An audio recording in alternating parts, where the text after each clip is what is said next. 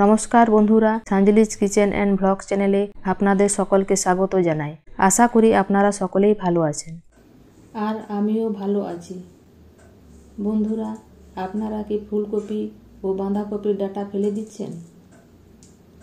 ফেলে না দিয়ে এইভাবে একবার রান্না করে খেয়ে দেখুন।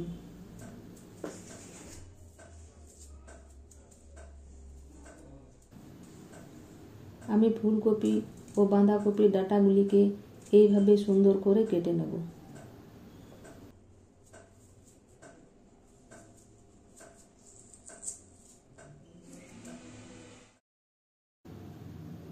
এছাড়াও আমি আরও কয়েকটি সবজি এর সঙ্গে রান্না করব। এখানে আছে শিম, গাজর, টমেটো, আলু, বেগুন, পালং শাক, বাঁধাকপি ও ফুলকপির ডাঁটা। সমস্ত সবজিকে আমি সুন্দর করে কেটে ধুয়ে নিয়েছি। বাঁধাকপি ও ফুলকপির ডাঁটাগুলিকে আমি এইভাবে কেটে নিয়েছি। আর বেগুন, শিম, গাজর, আলু, পালং শাক আর টমেটোগুলিকেও এভাবে কেটে নিয়েছি। এগুলিকে রান্না করার জন্য বেশ কয়েকটি মশলা নিয়েছি। এখানে আছে 5 ফোড়ন, তেজপাতা, 2টি শুকনো লঙ্কা আর 2টি কাঁচা লঙ্কা, লবণ, হলুদ গুঁড়ো, জিরে গুঁড়ো, আদার পেস্ট, রসুনের পেস্ট, পেঁয়াজের পেস্ট, চিনি আর সরিষার তেল। ওভেনে কড়াই বসিয়ে দিয়ে সরিষার তেল দিয়ে দিয়েছি। তেল গরম হয়ে গেছে। এবার ফোড়নে দিয়ে দিচ্ছি 5 ফোড়ন, লঙ্কা আর তেজপাতা। ফোড়নে আমি শুকনো লঙ্কা আর কাঁচা লঙ্কা দুটোই দিয়ে দিয়েছি।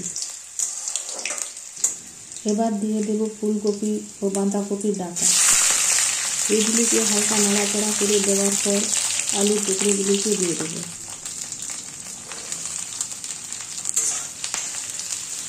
তারপর দেব গাজরের টুকরো। এবার আমি সামান্য লবণ দিয়ে দিচ্ছি।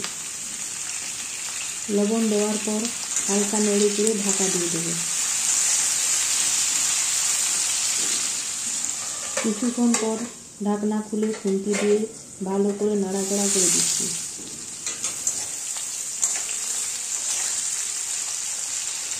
সবজিগুলো অনেকটাই কষানো হয়ে গেছে। এবার শিমের টুকরোগুলিকে দিয়ে দিলাম।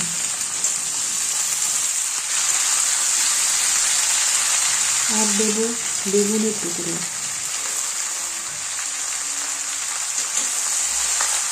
হালকা নেড়ে চেড়ে আবার ঢাকা দিয়ে দিলাম। এবার ঢাকা খুলে আমি পালং শাক দিয়ে দিচ্ছি। আর দেব সামান্য লবণ।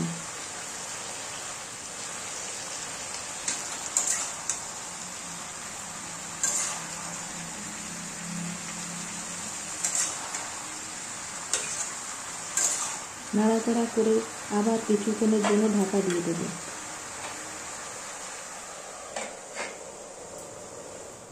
এইভাবে রান্না করলে সবজিগুলি আমার সুন্দরভাবে ভাজা ও সিদ্ধ হবে।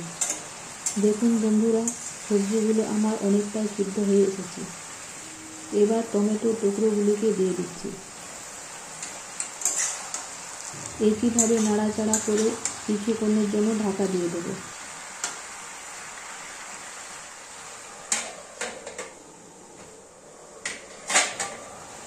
এবার আমি দিয়ে দেবো হলুদের গুঁড়ো, জিরে গুঁড়ো, আদা পেস্ট, রসুনের পেস্ট আর পেঁয়াজের পেস্ট। এখন আমি সমস্ত রকম মশলা দিয়ে ভালো করে কষিয়ে নেব। বন্ধুরা, আমার এই 5 মিশালি সবজি দিয়ে ছেঁচড়া রেসিপি আপনাদের ভালো লেগে থাকলে লাইক, শেয়ার ও কমেন্ট করবেন। আর যারা নতুন বন্ধু এখনও আমার চ্যানেলটিকে সাবস্ক্রাইব করেননি, তাদের কাছে চ্যানেলটিকে সাবস্ক্রাইব করার জন্য অনুরোধ রইল। এখন আমি আর একটু লবণ দিয়ে দিচ্ছি। এবার ভালো করে নাড়াচাড়া করে জল দিয়ে দেব।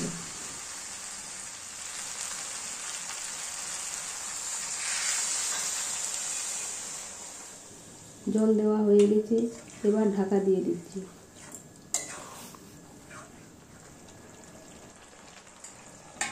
এখন আমাদেরকে ঝোল কমে আসা পর্যন্ত অপেক্ষা করতে হবে। দেখুন বন্ধুরা, ঝোল অনেকটাই কমে এসেছে। এবার আমি অল্প চিনি দিয়ে দিচ্ছি, তবে চিনিটা একেবারে অপশনাল, চাইলে আপনারা নাও দিতে পারেন। রান্না আমার প্রায় হয়ে এসেছে। ঝোলটা মাখো মাখো হলে ওভেন বন্ধ করে দেব। বন্ধুরা, আজকে এই পর্যন্তই। আমি আবারও ফিরে আসব অন্য কোনো ভিডিও নিয়ে। আর ভিডিওটি শেষ পর্যন্ত দেখার জন্য আপনাদের সকলকে জানাই অনেক অনেক ধন্যবাদ।